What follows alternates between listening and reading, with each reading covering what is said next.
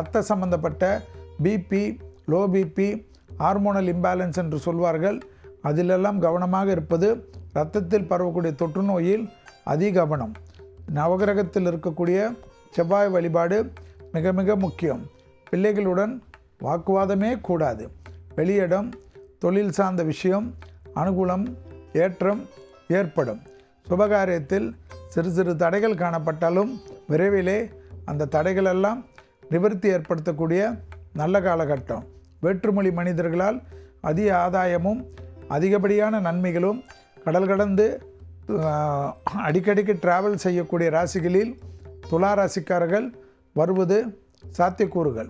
விரைவிலே நல்ல காலகட்டம் 2 மாதத்திலிருந்து வருவதனால் சுபகாரியத்தில் இருந்த சிக்கலெல்லாம் படிப்படியாக தீர்வதும், கொடுத்த வாக்கை குடும்பத்திலும் வெளிவட்டாரத்திலும் காப்பாற்றக்கூடிய அற்புதமான காலகட்டம்.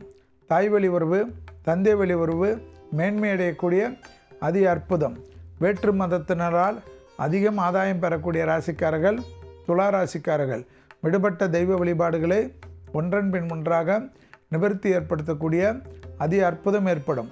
நல்ல நண்பர்களால் மனதில் சந்தோஷமும் மனதில் அனுகூலமும் ஏற்படும்.